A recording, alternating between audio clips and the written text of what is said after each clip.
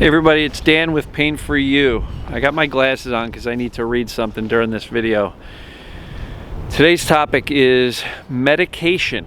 And I've had a number of people asking me questions about it and asking me to discuss it.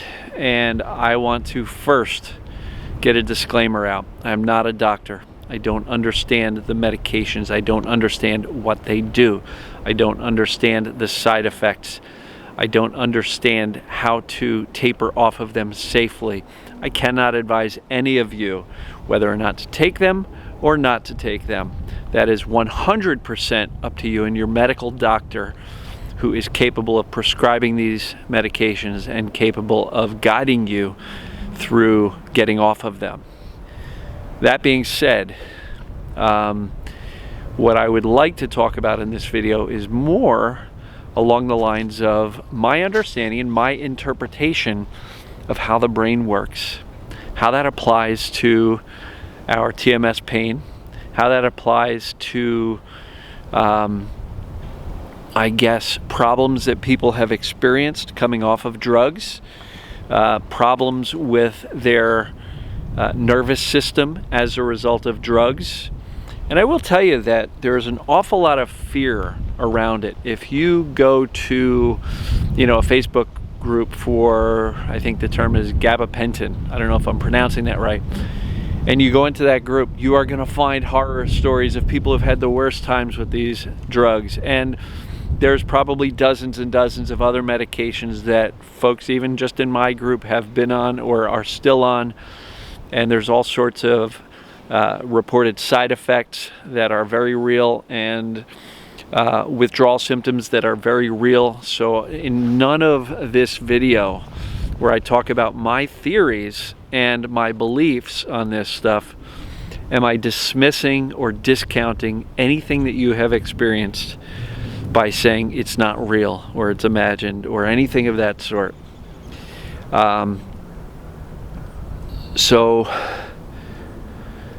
Yeah, with that being said, I've been interacting with a lady, and I asked her to send me kind of her experience with medication because she wanted me to talk about medication in a video, and I was like, well, what's the context here? And so how do I address it? So I asked her to send me an email, and she sent me two, and I've printed it out, and I've got 5, 6, 7 pages worth of kind of her background story and her experience with this drug and that drug and that drug and what happened with this and that happened. And I don't want to read that out to you guys over the video here for privacy reasons, and also just her story is instructive from the standpoint of how the medicalization of us pain people can really mess us up. She ended up in a situation where she was told her nervous system has become highly sensitized, right? They call it sensitization or central nervous system sensitization. And she asked the doctor, how do I undo that? How do I unlearn that? Or she said, how is it possible, since I've learned to be highly sensitive, she says, is it possible to unlearn that? And he kind of shrugs and goes, in theory. And so she was really left with no hope. She was basically told, you're kind of screwed. These drugs have wired your nervous system. They have made you highly sensitized, and it is what it is. And they just applied one pill to another pill to let's get you off of this one and give you 2 more, all in an attempt to chemically suppress the symptoms that the previous drugs or her reaction to those drugs had caused. And most of these had no effect or impact on the pain. She ran into sleepless nights and all sorts of anxiety issues and fears, and it really became what I refer to as a crisis, right? A crisis emotionally, a crisis mentally, a crisis chemically, a crisis physically. And she was literally struggling to sleep more than an hour a night, if that. And these are devastating symptoms, and my heart goes out to this lady. And the thing that I'm hoping to do here is kind of kind of state my position on medication, right? And how the medication relates to some of the things I teach about the brain and the brain science. So, medication can have real side effects. However, if we are fearful of medication, do you think you're more or less likely to encounter those side effects? If you read the side effects and you expect them to happen, do you think you're more or less likely to encounter those side effects? I will tell you that you are more likely. Remember my video on predictive coding. Predictive coding is that when we have an expectation, the brain can literally create that which we are expecting to happen. Literally create it. My example is my mom.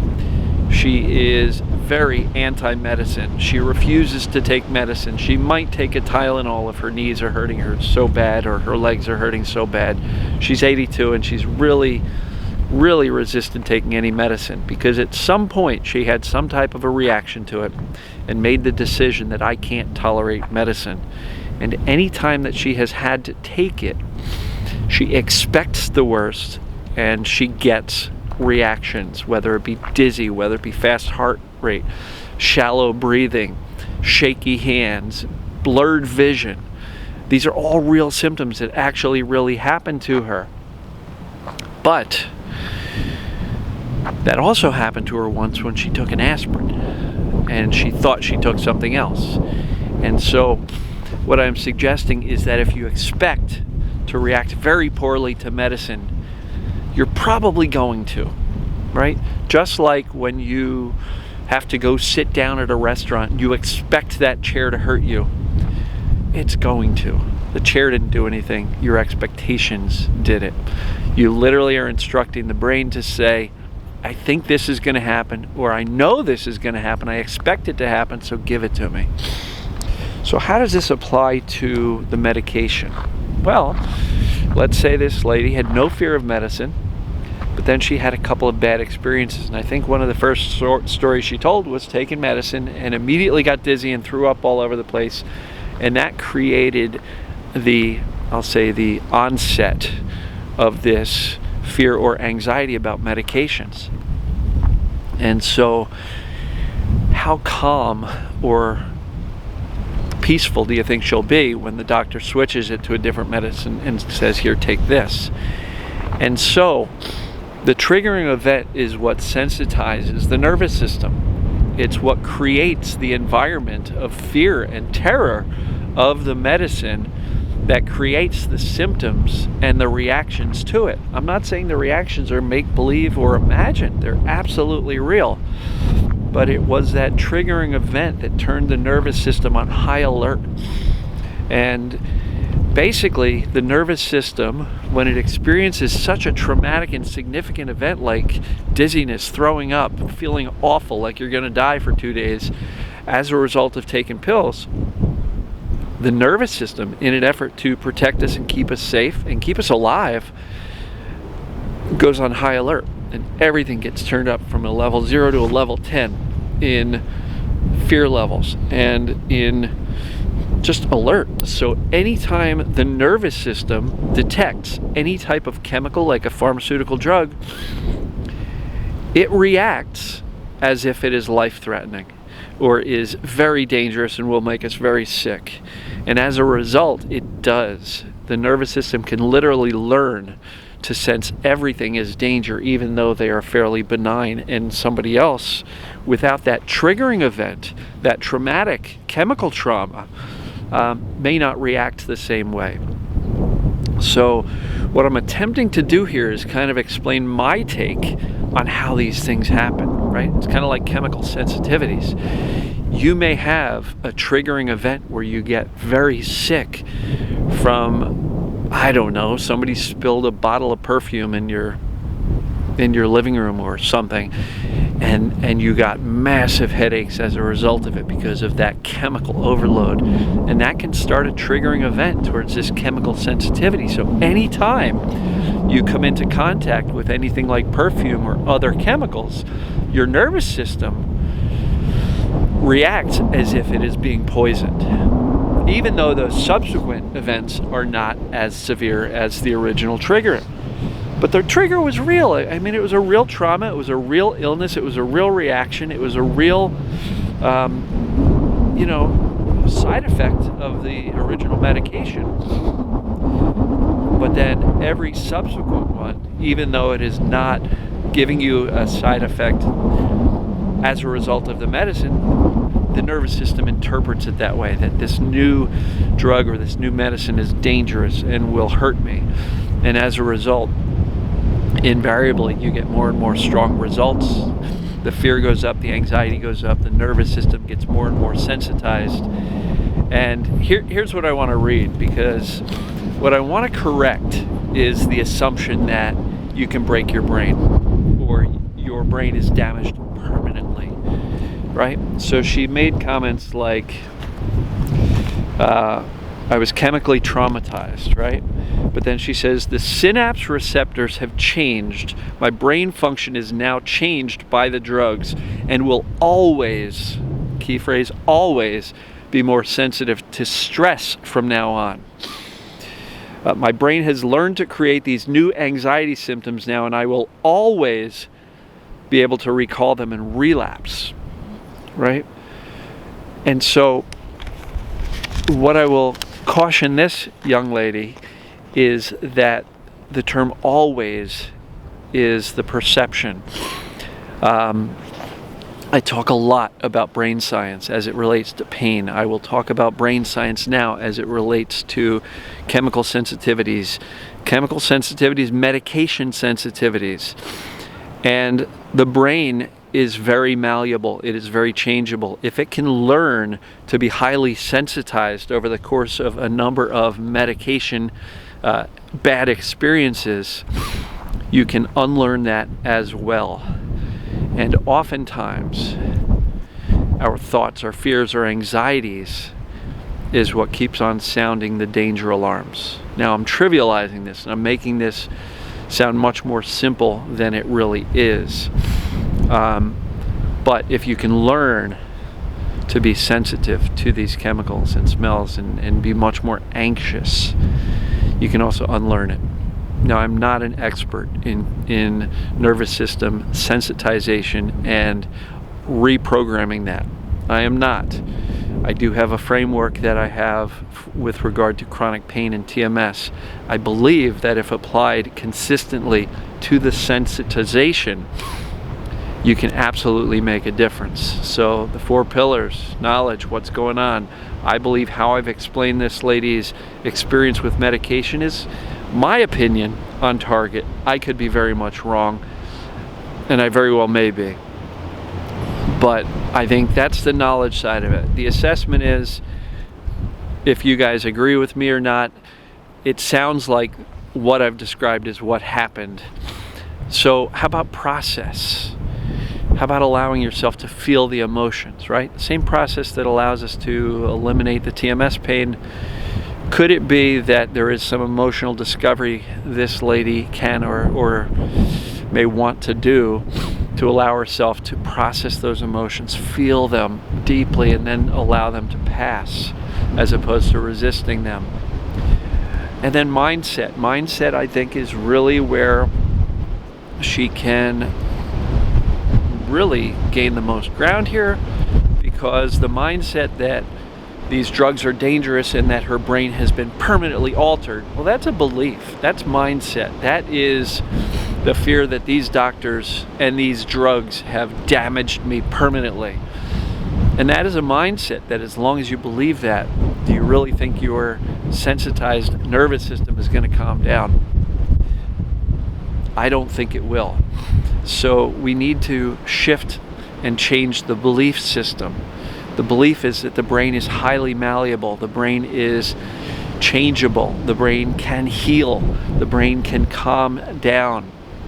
And I just posted recently a video from Chana Stadley, something like that. And it's a picture of her, and it says painless. And it's an illustrated video, and it seems kind of silly and because it's a drawing and cartoonish, But she said something really, really profound towards the end, that if you can calm down your thoughts, your nervous system will calm down as well. Well, when you combine a sensitized nervous system with anxiety, which by nature, anxiety is essentially very anxious runaway thoughts, fearful thoughts, the habit of worrying, spiraling out of control, worrying that your brain is damaged, worrying that you will always be like this. So what Channa taught in that video was really profound, in that if you can change the input, which is the thoughts, and calm them down, you can change the output, which is the nervous system. So, been rattling on here for a little while, and it's windy, so I apologize for the wind noise out here. Medication. Let me just talk in general. Some people say, can I take it? Should I take it? Sarno says no physical treatments. Some people are purists and they say no medication, no medication. I am not of the mindset where we want to torture ourselves by taking no medication when we are floored on the floor with a level 10 out of 10. If you have some pain pills and it actually provides you a benefit and allows you to breathe and get through the moment, that's up to you. You got to make your own decision, but I don't see that as a huge problem. If you don't want to take the medication, I also don't see a problem with that. That is 100% your choice and the choice of you and your doctor together. But please do not punish yourself for having to take medication, whether it be over-the-counter or prescription, for pain or even for anxiety or whatever you are being prescribed medication for. Don't punish yourself, because that self-defeating, self-critical punishment, because you are taking the pain and now you're screwing up your TMS recovery because you're taking a pill, and that's a physical treatment, so it's never going to work. Do you see now how quickly we can get into this spiral of negative thinking about the fact that you're just trying to give yourself some comfort? I view some pain meds as temporary comfort. Don't take that to the exception of doing any of this TMS work. If you're using the pain pill to avoid feeling emotions and getting your mindset right, then yeah, maybe that's not going to help you long term. But if it gets you through the day and helps you survive the day where you've got a 10 out of 10 spike or flare in pain, by all means, do it. Be kind to yourself. Don't torture yourself. That's a general medication belief of mine. And I believe, my understanding is that Dr. Sarno softened up. He used to originally not want to prescribe medicine, and late in his career he softened on that. My understanding also is that Dr. Schubner and Dr. David Clark favor utilizing medication to get us through the crisis until the mind-body work and this mind-body approach can kind of take hold. So don't judge yourself if the medication can help you get through a tough time, whether it be anxiety or pain or both. But if you are taking medicine, expect the best. Expect your body to handle it. Expect it to work for you, because it will. And if you expect the worst, you can get the worst. And if you do have a reaction, call your doctor. Work with them on it. And these things can spiral out of control, like this lady that I was interacting with and emailing with. And sorry about this wind, it's really bad. It's whipping over the hill here. So I believe for the lady who is in this crisis, it would be very important for her to start getting her mindset right, that her brain can heal, that she can turn down the sensitization of her nervous system, that she can, through her mindset, through turning down the volume and the calming down of her thoughts and anxieties, can absolutely allow the nervous system to recover and come back down. And the nervous system includes the brain. I don't believe the brain can be damaged permanently. Some people may differ, right? But the fear-based permanent damage to your brain thought process is not going to help you. I think it is miraculous what this body can do, what it's capable of, what it's capable of healing from. And so much of what I teach is more so not healing, but learning and teaching the brain to let go of the pain signals, to shift your focus to things that matter, not the pain, because we want those connections to let go. Same thing with the chemical sensitivity or the medicine sensitivity and this heightened sensitization of the nervous system. If we want it to relax and let itself go, stop focusing on how screwed up your nervous system is. I know that's easier said than done, so I'm not dismissing the severity of these symptoms. But if you want the nervous system to relax, changing your thoughts and calming down your thoughts and anxieties and fearful, worrisome, permanently damaged thoughts can absolutely get you out of fight or flight and allow the nervous system to start to rewire itself to a more normal, calm, healthy mode. And I hope I'm doing this justice. It's a really tough topic for me because I'm not a doctor. I'm just a guy kind of observing stuff from talking to so many people. You know, I'll be doing like 6 or 7 coaching calls this week, and each one of them lasts an hour or 2. And I get so much benefit personally out of doing that because I learned so much about the folks I'm talking to. And every comment on Facebook and YouTube and email I get, message I get, and conversation I have, I just really understand this stuff more and more. So I thank everybody for trusting me to provide these videos, to answer your questions. I'm honored more than you realize, and I'm thrilled to be able to help people out and help people get results. And as far as this medication question, you know, we get what we expect. If you expect that these medicines are going to hurt us and you know, you're reading the list of side effects with an expectation that you're going to get them, you're going to get them. If you need to take medicine for pain or anxiety, do so with the knowledge that it's going to help you and the belief that it's going to help you. Because if you're taking medication and fearing the medication, it's like you're much more likely to have those side effects, and I don't think that's going to help anybody. So I hope I've done that justice. I'll post this video. Today is Thursday when you're watching this, and I'm recording this on a Wednesday where it's bitter cold out here. I forgot to wear gloves, and it's windy, and I am freezing. My nose is running too. So I love you guys. Let me know what you think about this, because everybody has different experiences with medication. I may have trivialized it. I may have,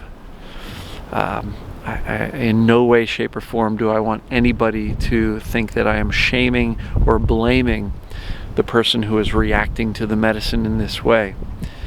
They absolutely experienced a real trauma that turned up the volume on their nervous system to 10. There is no blame or shame here whatsoever. But I am suggesting that moving forward, to get out of it, the more we can expect the best and trust our brain to recover and trust our nervous system to reset itself and calm down, the better off you're going to be. And what is within our control are the thoughts that we input into the front end of the system. So please, if anybody is offended by what I've said here in this video, please don't be. I'm doing my best to try to just take a stab at what I think happened and how these things happen and what we can do to achieve better results and outcomes. So with that, I'm going to wrap it up. I love you guys and gals. Let me know your thoughts. Please comment below.